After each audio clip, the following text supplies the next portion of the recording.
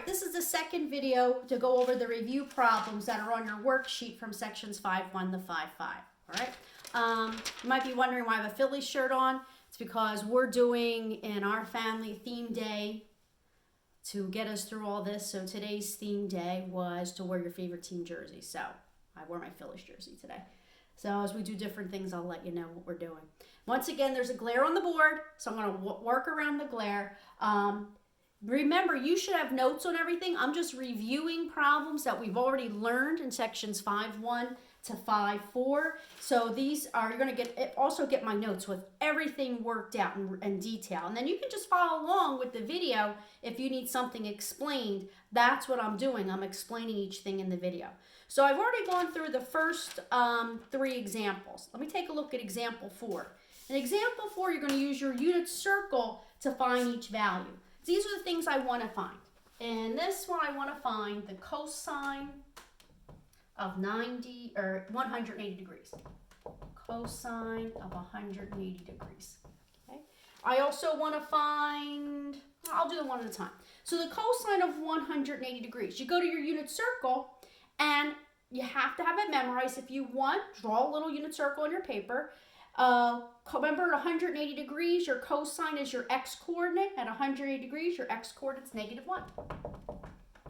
The second one I want to do with you is I want to find the tangent of -90 degrees.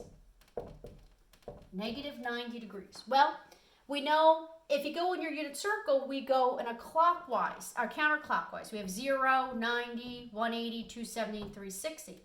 So if we're going to -90 degrees, negative means going to clockwise. So -90 would be right there, which sits on top of 270 degrees. And your coordinates there are 0, -1. So if you recall, tangent is y over x. Y over x, so it'd be -1 over 0. If you leave it like that, that's wrong. The answer is not -1 over 0. The answer to that is undefined. Undefined. Problem C. Problem C, I want to find the cosecant of 180 degrees. Cosecant of 180 degrees.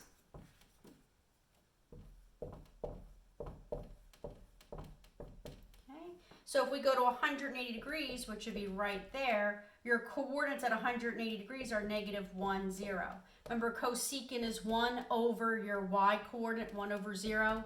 1 over 0 is also undefined. Example problem D. Let's say I wanted to find the cotangent at 90 degrees. So you would go to 90 degrees on your unit circle, and your coordinates at 90 degrees are 0, 1.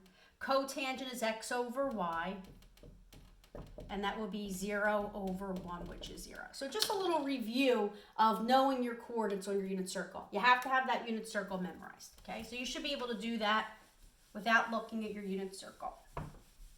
The next example problem I like to go over with you is I want you to find the 6 trig functions if I'm giving you an angle. Let's say I give you the angle 150 degrees, right? Using your unit circle. Well, what we could do is you could look at your unit circle, but if you just know quadrant 1, you know everything. Let's go to our special angles in quadrant 1. Here's our 0, here's 90 degrees. But in between 0 and 90, we have a 30-degree angle, we have a 45-degree angle, and we have a 60-degree angle. Okay, remember the coordinates, you count down and you count it up. 60 degrees, we're 1/2, radical 3/2. 45 degrees, we're radical 2/2, radical 2/2. 30 degrees, we're radical 3/2, 1/2. Remember, count down, 1, 2, 3. Count up, 1, 2, 3. Cut everything in half and take the square root of the numerator. We did that a long time ago. All right, so where is 150 degrees? We know 150 degrees is in quadrant 2. So what I'm going to do is find its reference angle. To find its theta prime, since it's in quadrant 2, remember you do 180 minus 150. 180 minus 150 is 30 degrees. So that means a 150-degree angle has the same coordinates as a 30-degree. Here's your coordinates at 30 degrees. Radical 3/2, 1/2. So for 150 degrees, let me just slide this over a little bit. At 150 degrees, my coordinates are radical 3/2, 1/2. But remember, 150 degrees is in quadrant 2. And if you go to quadrant 2, your x coordinate's negative and your y coordinate's positive. So just make that one negative. And now you can answer all the questions. I want to find the sine of 150 degrees. Remember, sine is your y coordinate, so that will be 1/2. I want to find the cosine of 150 degrees. Remember on your unit circle, cosine is your x coordinate. So it's negative radical 3/2. I want to find the tangent of 150 degrees. Remember, tangent is y over x. 1/2 over negative radical 3/2 would give you negative 1 over radical 3.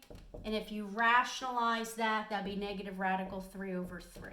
Okay, just 1/2 divided by negative radical 3/2. I wrote it all out in my notes if you need to look at it. Then do the reciprocal functions. The reciprocal function of sine is cosecant of 150. So all you have to do is take 1/2 and flip it. Instead of 1 over 2, 2 over 1, which is 2. The reciprocal function of cosine is secant. The secant of 150, take negative radical 3 over 2 and flip it. Negative 2 over radical 3. Rationalize it. It's negative 2 radical 3 over 3. Take tangent. You want the reciprocal function of tangent. That's cotangent of 150. So I take negative 1 over radical 3, flip it. It's negative radical 3 over 1, or just simply negative radical 3. So that's how we can use our unit circle to find all our other trig functions. Okay? All right, let's take a look at example problem 6. This in example problem 6. Let's say I give you coordinates. Now we're off the unit circle. We're off the unit circle. And let's say I give you coordinates of a terminating side of an angle on the unit circle. And the terminating side has the coordinates negative 4, 3. I want to find the 6 trig functions of this angle theta. Well, we know the x coordinate. The x coordinate's negative 4. The y coordinate is 3. And I got to find the r coordinate. You could use the Pythagorean theorem, x squared plus y squared equals r squared. And I put that in my notes. But I can look at this. If you remember in geometry, this is a special right triangle. This is your 3, 4, 5 triangle. And if you don't believe me, do the Pythagorean theorem and you can do all the work out again.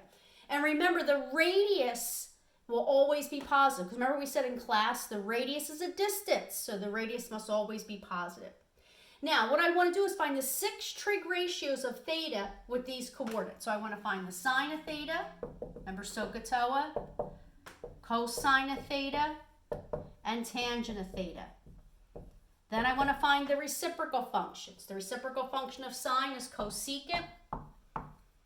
The reciprocal function of cosine is secant. And the reciprocal function of tangent is cotangent. So I'm going to do all these.